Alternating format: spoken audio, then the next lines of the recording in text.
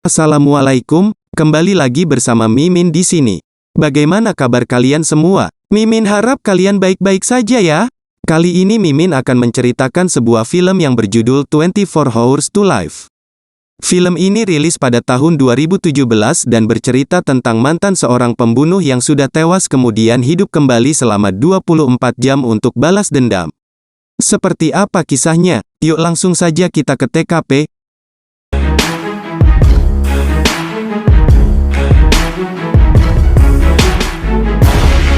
Film diawali dengan memperlihatkan konvoi mobil Interpol yang dipimpin oleh Lin sedang dalam perjalanan membawa seorang tahanan yang merupakan seorang saksi kunci bernama Paijo.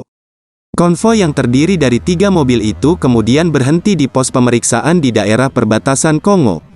Tanpa disangka mereka diserang oleh sekelompok orang, terjadi aksi penembakan yang menewaskan semua petugas. Sementara Lin bisa selamat meski dalam keadaan terluka. Dia berhasil melindungi dan membawa kabur Mas Paijo. Kemudian kita berpindah di Florida, Amerika. Di sebuah pantai terlihat seorang pria bernama Tropis sedang memancing dengan bapak mertuanya bernama Frank. Kehadiran keduanya di sana juga untuk menebar abu jasad istri dan anak Tropis yang tewas terbunuh setahun silam. Tropis adalah mantan pembunuh bayaran. Setelah mengantar Frank yang tengah mabuk berat ke rumahnya, Tropis selalu menuju ke sebuah bar untuk membeli tuak. Di bar itu Tropis menyadari kalau dia sedang dibuntuti oleh 2 orang pria. Kemudian Tropis memancing mereka masuk ke toilet dan berhasil melumpuhkan mereka hanya dengan menggunakan pembersih toilet. Kedua orang itu mengatakan, kalau mereka adalah orang dari Red Mountain, yang diutus oleh orang bernama Jim untuk menemui Tropis. Saat menuju keluar dia bertemu dengan Jim. Jim adalah teman Tropis di Red Mountain. Red Mountain adalah sebuah organisasi yang menaungi keduanya dulu sebagai pembunuh bayaran. Dan tujuannya mencari Tropis adalah menawarinya pekerjaan untuk membunuh seseorang. Awalnya Travis menolak, tapi karena bayaran yang ditawarkan oleh Red Mountain terbilang sangat fantastis, dia pun tergiur. Dan setuju mengambil pekerjaan tersebut. Malam itu keduanya langsung berangkat. Di dalam perjalanan, Jim menunjukkan foto target yang harus dilenyapkan oleh Tropis. Dia adalah saksi yang dibawa oleh polisi di awal film tadi. Paijo merupakan seorang mantan tentara yang juga bekerja untuk RM, alias Red Mountain. Paijo mengetahui rahasia kejahatan RM, dan dia ingin membeberkannya kepada Interpol. Dan diketahui kalau Paijo berada di Afrika di bawah jagaan polisi internasional bernama Lin. Paijo dijadwalkan akan bersaksi di pertemuan PBB. Di sini Travis tampak sedikit goyah mengetahui kalau target yang akan dia bunuh adalah ibu dari 1 orang anak. Kita berpindah, memperlihatkan Lin bisa sedang berbicara dengan anaknya yang kini berada di Hong Kong melalui panggilan video. Sementara itu memperlihatkan Tropis sudah sampai ke Hong Kong, dan tanpa menunggu lama dia langsung menjalankan aksinya. Dia datang ke rumah Lin dengan menyamar sebagai temannya saat sama-sama kuliah. Di sana dia hanya bertemu dengan ibu dan anak Lin. Dan anak Lin mengatakan kepada Tropis bahwa Lin sendiri baru akan tiba di Hong Kong besok pagi. Tropis langsung berpindah lagi ke kafe bandara. Di sana Tropis melihat dan memantau Lin dan mulai sok akrab, tapi Lin sudah bersiap-siap untuk terbang ke Hong Kong. Tapi tidak sampai di situ, Tropis pun meretas penerbangan Lin sampai harus diundur sampai besok pagi. Dan sikap sok akrab Tropis berhasil memukau Lin. Terbukti dia kembali menemuinya. Lalu dia mengajak Lin makan malam di sebuah restoran. Di sana mereka berdua saling bercerita tentang keluarga masing-masing. Dan sampai pada adegan yang tidak perlu diceritakan lagi, ya pokoknya gak usah diceritakan lagi ya begitulah. Oke kita lanjut lagi. Keesokan paginya Lin masih berada di kamar mandi. Tropis ingin membunuh Lin tapi tidak mampu melakukannya karena dia ingat Lin memiliki seorang anak. Tropis hanya menyalin semua data yang ada pada HP-nya. Lalu dia keluar dari hotel dan menghubungi Jim untuk memberitahu keberadaan Paijo. Tapi tiba-tiba Lin datang sambil mengacungkan senjata ke arahnya. Lin sudah menyadari niatan Tropis yang sesungguhnya. Dalam keadaan terpojok secara terpaksa, Tropis melakukan perlawanan. Malangnya Lin berhasil menembak Tropis tepat di dadanya. Tropis pun mengeluarkan saus dari dadanya dan berbaring di aspal. Dan kita berpindah lagi ke sebuah ruangan, yang dimana Tropis yang sudah maningsoy, tiba-tiba tersadar di sebuah ruangan dalam keadaan kejang-kejang dan sedang ditangani oleh seorang dokter. Diketahui kalau Jim lah yang membawanya ke tempat itu. Kemudian Gim menjelaskan kalau Red Mountain baru saja menyelamatkannya. Di sana juga terlihat kemunculan wizard pimpinan dari RM, kedatangannya untuk menanyakan tentang keberadaan Paijo kepada Tropis. Dan setelah mengetahui keberadaan Paijo, wizard lalu mengutus Gim untuk menggantikan tugas Tropis. Gim sempat menolak perintah itu, tapi dia terpaksa menerimanya. Setelah wizard pergi, Tropis meminta Gim agar melepaskan ikatan tangannya, namun ia menolak. Dan malah minta maaf, dia mengatakan kepada Tropis kalau dia akan memanggil Dr. Helen untuk mempercepat proses kematian Tropis. Tropis lalu mencari cara agar bisa lepas dari ikatannya.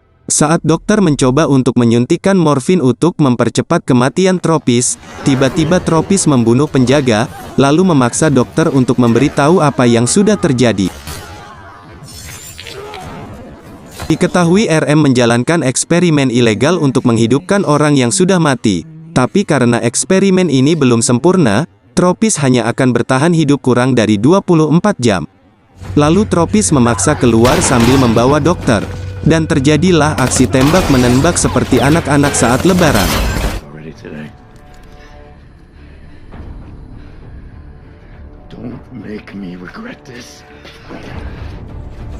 Terlihat dia menelpon bapak mertuanya. Tropis mengatakan kepada Frank, kemungkinan dia tidak akan kembali lagi. Tropis pergi setelah membajak sebuah taksi. Scene berpindah memperlihatkan Mas Paijo yang sedang diwawancarai oleh pihak PBB dengan pengawasan yang ketat. Mas Paijo lalu menjelaskan saat dulu dia bekerja di bawah pimpinan Red Mountain di Kongo, Afrika. Saat itu dia tanpa sengaja menemukan 70 mayat dengan kondisi luka di bagian dada dan juga tangan. Mayat-mayat itu belakangan diketahui merupakan korban dari eksperimen ilegal yang gagal dilakukan oleh Red Mountain. Kemudian mayat-mayat tersebut dibakar demi menghilangkan jejak bukti. Mas Paijo kemudian diminta oleh Red Mountain untuk merahasiakan apa yang sudah disaksikannya, dengan bayaran uang yang cukup besar. Tapi karena dihantui oleh rasa bersalah, membuat dia mau memutuskan untuk buka suara. Lalu tiba-tiba sebuah peluru menembus dinding dan membuat keadaan menjadi kacau seketika. Ternyata itu adalah Jim. Mas Paijo bertindak cepat dengan mengamankan kamera yang sudah merekam semua pengakuannya. Lalu Jim menugaskan semua anak buahnya untuk masuk ke gedung dan membunuh semua orang. Sementara Lin melindungi saksi dan bukti agar tetap berada di sisinya. Keadaan semakin memanas, sebagian petugas tewas di dalam keadaan itu. Mas Paijo di sini tidak terlihat seperti tentara bayaran karena hanya berlindung di balik pengamanan Lin. Dan Mas Paijo sempat terkena tembakan di kakinya. Di saat anak buah Jim mencoba menembak Lin dari arah belakang, tiba-tiba Tropis datang dan menabraknya. Tropis datang di waktu yang tepat. Lin dan Mas Paijo tidak bisa mempercayai Tropis, tapi dia tidak punya pilihan lain selain ikut dengannya. Di dalam perjalanan orang-orang Red Mountain muncul dan menghujani mereka dengan tembakan. Tripis bertanya apa yang kita punya sampai Red Mountain sangat ingin membunuh Mas Paijo. Namun mereka tidak mau menjawab, karena hal itu bersifat rahasia. Tanpa disangka Mas Paijo justru ditembak. Oleh karena kehabisan darah Mas Paijo meningsoy. Beruntung dia masih sempat menyelamatkan memori kamera, lalu Lin mengambilnya. Scene berganti di Red Mountain. Anak buah Gim membawa kamera yang menjadi incaran dia, namun memori yang ada di dalamnya sudah lenyap. Kemudian dia melaporkan hal itu kepada bosnya, tapi bosnya mengatakan, jika Jim tidak bisa menemukan bukti tersebut maka nasib keluarganya yang akan jadi taruhan. Mendengar itu Jim kemudian mengambil tindakan cepat untuk menculik Christopher, anak dari Lin. Kembali ke Tropis. Lin tampaknya sudah mulai mempercayai Tropis. Apalagi setelah Tropis memberitahu Lin bahwa nyawanya hanya tinggal hitungan jam saja. Tak lama Tropis mendapat telepon dari Jim dan mengatakan kalau Christopher kini ada di tangannya. Dia mengancam Lin, jika memori itu tidak diserahkan maka nyawa anaknya dibunuh. Mendengar itu Tropis berjanji kepada Lin kalau dia akan membantu membebaskan anaknya. Malam harinya Tropis menyusun sebuah rencana penyerangan tepat sebelum penyerahan bukti. Di tengah perjalanan itu Tropis mengalami halusinasi, dia seperti melihat anaknya juga bayangan saat ia sedang bertugas dulu. Setelah itu Tropis membawa Lin singgah ke rumahnya. Pada saat yang bersamaan tubuhnya juga semakin melemah karena waktunya untuk hidup semakin berkurang. Di sana Tropis mengambil perlengkapan senjata, uang, dan bahan peledak untuk melakukan rencana mereka.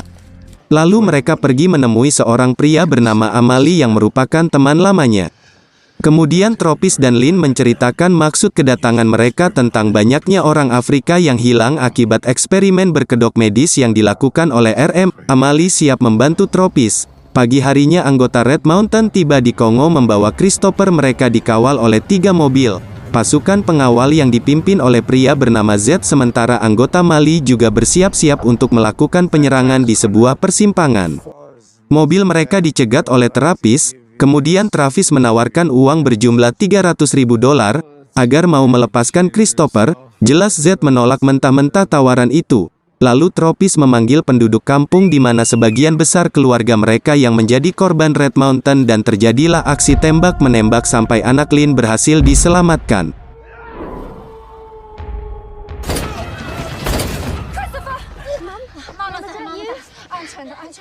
Waktu yang Terapis punya hanya tinggal 36 menit lagi. Kemudian dia pergi bersama anak buah Z yang tersisa untuk membawanya ke markas Red Mountain. Tropis kembali membayangkan kejadian 1 tahun yang silam, saat dia dalam tugas pertama bersama Jin. Jin memberitahu Terapis kalau istri dan anaknya telah tewas akibat balas dendam yang dilakukan oleh musuh.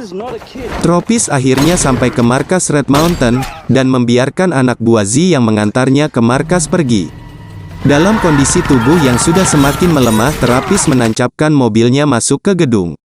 Anggota Jim memeriksa mobil Tropis tapi tidak menemukan Tropis di dalam mobil. Tropis berhasil meretas sistem keamanan gedung itu, hingga semua pintu ruang masuk dan keluar tertutup secara otomatis. Dan berhasil memasang peledak di dalam mobilnya. Seketika gedung tersebut meledak dan meratakan sebagian ruangan tersebut. Dan Wizard mengatakan pada anak anggotanya siapa yang berhasil membunuh Tropis akan dibayar mahal. Tidak hanya itu, dia juga menyuruh orangnya menyewa pasukan untuk memburu Lin dan anaknya. Lalu Tropis membunuh anak buah Wizard satu persatu dan masuk ke ruangan atas.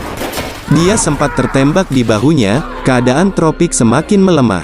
Kemudian dia masuk ke ruangan Wizard pada saat yang bersamaan helikopter penjemput Wizard sudah tiba. Tropis kemudian menodongkan pistolnya ke arah Jim dan Wizard. Dalam keadaan terdesak, Wizard kemudian mengatakan kalau dialah yang menyuruh untuk membunuh anak dan istri Tropis. Alasan kenapa Wizard melakukan itu, karena ia tidak ingin Tropis berhenti menjadi pembunuh bayaran Red Mountain. Sementara Jim terpaksa mengikuti keinginan Wizard demi melindungi keluarganya. Waktu Tropis untuk hidup hanya tinggal 3 menit lagi. Jim sudah pasrah, dan menyuruh Tropis untuk menembaknya, tapi entah kenapa, Tropis tidak ingin melakukannya. Lalu Jim mendekati Tropis yang semakin sekarat, sementara anggota suruhan Wizard berhasil menemukan Lin, dan bersiap untuk menembak. Tapi Jim membatalkan perintah itu, sehingga pada akhirnya Lin berhasil menyerahkan bukti kejahatan mereka kepada pihak berwajib. Jim lalu mengambil pistol dan berniat untuk membunuh Wizard. Tapi tiba-tiba anak buah Wizard datang dan meminta Jim untuk menurunkan senjatanya, tapi Jim langsung menembak Wizard. Dan dia pun langsung ditembak oleh anak buah Wizard. Detik-detik menjelang kematiannya, Tropis dibawa ke alam di bawah sadar dan sudah berada di pantai berjumpa dengan anaknya. Kebersamaan mereka tidak berlangsung lama, karena Tropis tiba-tiba berteriak seperti awal dia dihidupkan lagi. Dan film pun tamat. Yah, begitulah alur cerita film yang berjudul 24 Hours to Live. Terima kasih buat kalian yang sudah menonton alur cerita dari Mimin. Jangan lupa, subscribe, like ya. Mimin pamit.